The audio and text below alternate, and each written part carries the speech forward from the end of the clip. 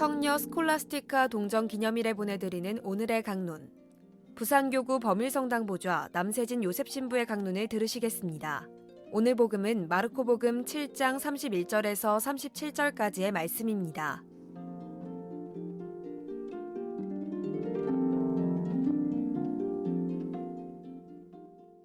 그때에 예수님께서 티로 지역을 떠나 시돈을 거쳐 데카폴리스 지역 한가운데를 가로질러 갈릴레아 호수로 돌아오셨다. 그러자 사람들이 귀먹고 말 더듬는 이를 예수님께 데리고 와서 그에게 손을 얹어 주십사고 청하였다. 예수님께서는 그를 군중에게서 따로 데리고 나가셔서 당신 손가락을 그의 두 귀에 넣으셨다가 침을 발라 그의 혀에 손을 대셨다.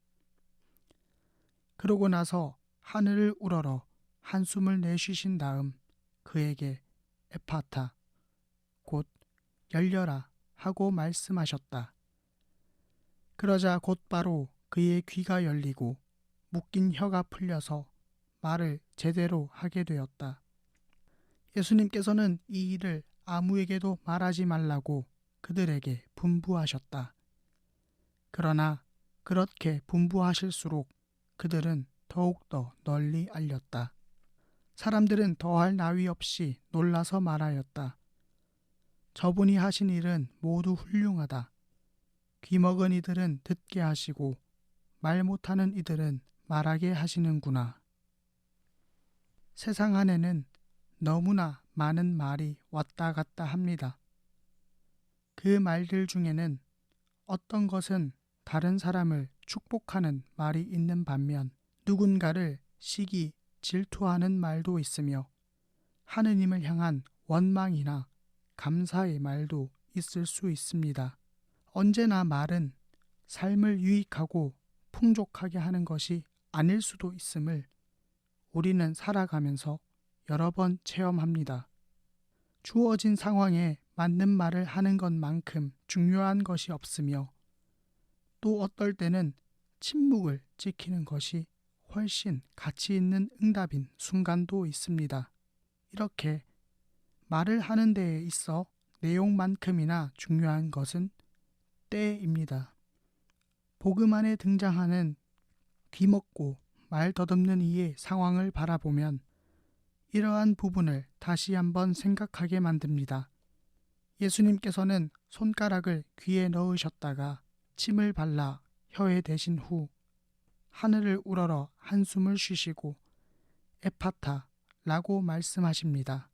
복음사가는 그의 귀가 즉시 열리고 묶인 혀가 풀려 말을 제대로 했다고 증언합니다. 그러나 아이러니하게도 말을 제대로 하게 된 이는 복음 안에서 단 한마디도 하지 않습니다.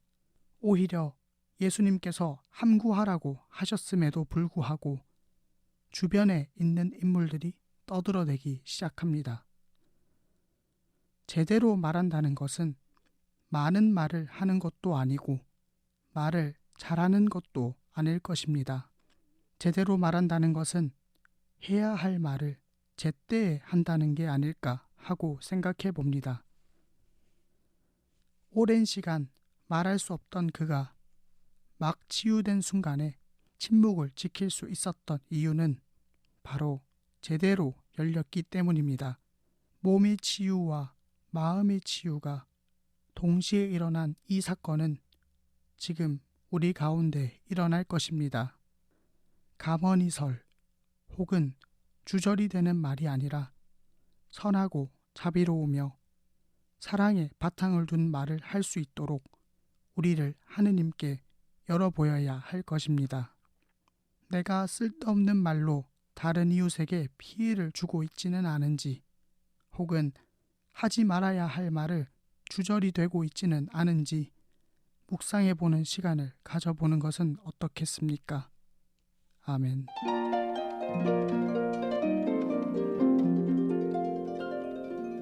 지금까지 부산교구 범일성당 보좌 남세진 요셉 신부의 강론을 들으셨습니다. 내일도 남세진 신부의 강론이 이어집니다. 오늘의 강론은 공인회계사 임만석 바오르 형제님과 함께합니다.